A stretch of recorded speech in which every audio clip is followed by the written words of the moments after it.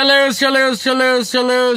motherfucking lows, peoples. It's the Critic Corp. I am Toke, and yes, this is not something I normally do, but this film deserves a revisit. It most definitely deserves a revisit. I'm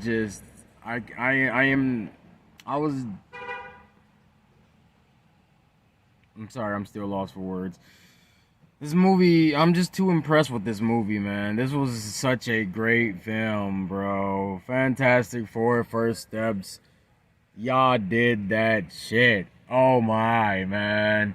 I really love this time too, how I got to analyze and dissect the smaller things in the film, like the little Easter eggs and whatnot. Bro, where do I start?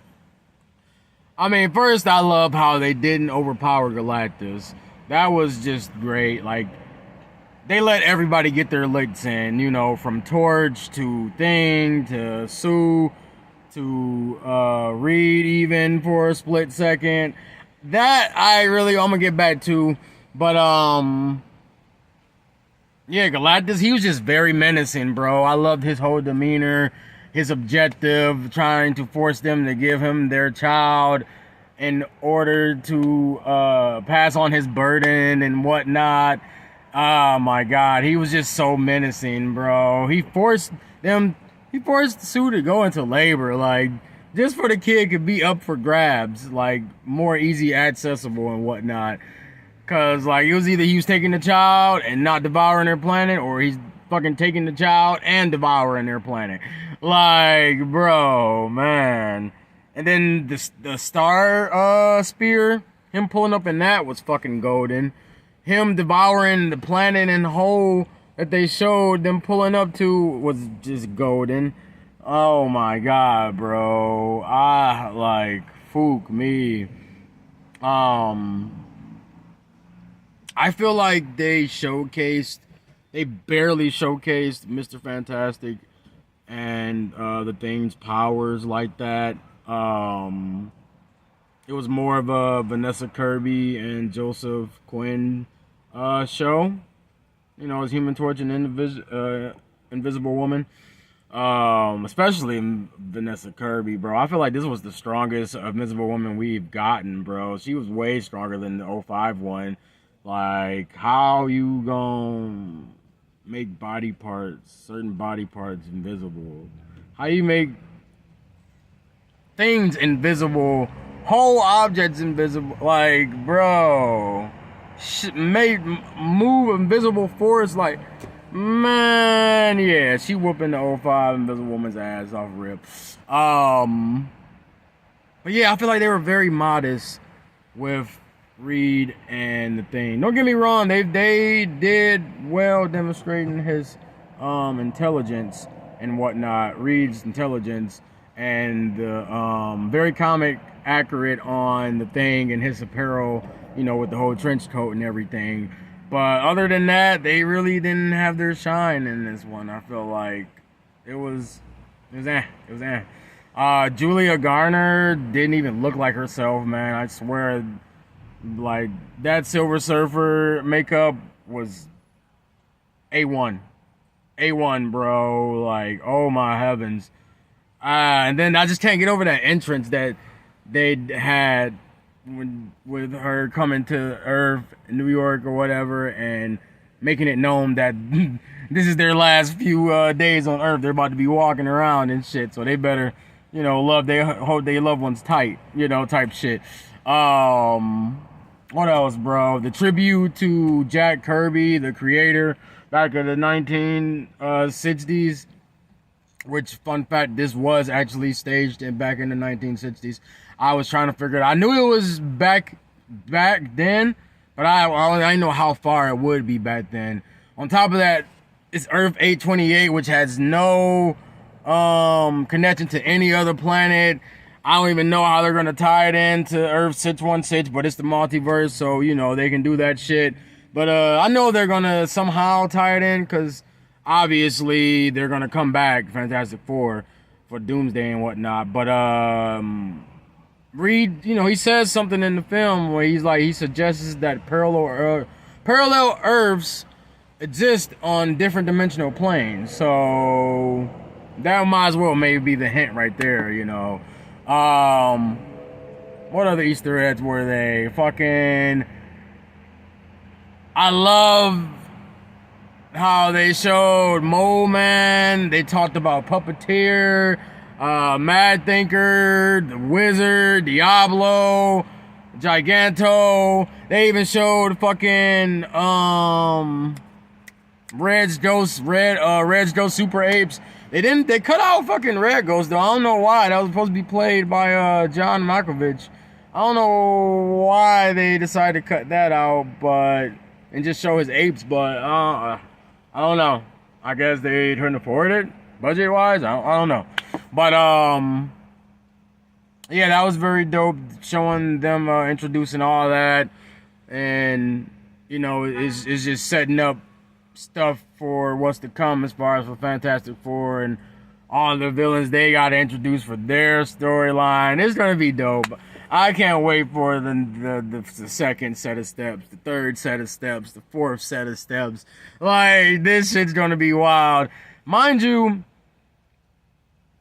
this is not like your regular origin superhero story, because they're already 4 years into having their superpowers and being superheroes.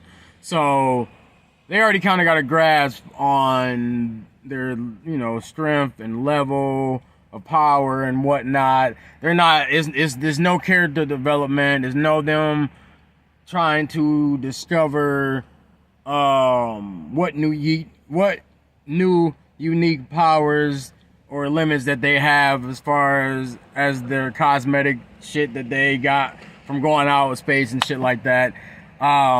We already know. It's known. On top of that note, for it being their 4th year, I feel like they threw a lot of numbers around for like themes and whatnot, representing wise. Especially like once they said, what? Or they threw up at the end with the little baby suit, it said 5 on it, Fantastic Five. And at the end of the movie, how they reached their 5th anniversary of being superheroes. How ironic, considering Franklin is the new installment to their crew in a sense. This whole little family. I love how family oriented they were too, man. You can just tell the real bond and chemistry between them all, and how close they were, or how close they portrayed being. As far as the casting and whatnot, it was very touching, very, very touching. Another ironic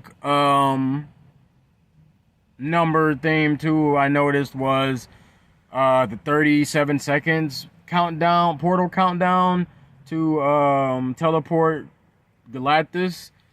And this is the 37th MCU film. So yeah, it's a lot in this movie that you peep. The more and more you guys witness this film in theaters, or once it come on streaming services, even because you're gonna watch this more than once. This is one of those movies, like, for sure, you can sit back and just toss on and not have a regret about it, or second guess even turning it on type of deal. Like, man, this was one heck of a film, bro. One heck of a film. I can't wait for them to eventually collision between 828 and 616, because we got to see a brief glimpse of Doctor Doom at the end, so you already know how this shit it's about to rapidly pick up and just like that. It's gonna be just like that in a snap. And Doomsday is gonna be here. Secret Wars is gonna be here. So I'm excited to see how everything lines up and ties in. From Shang-Chi, Ten Rings to what?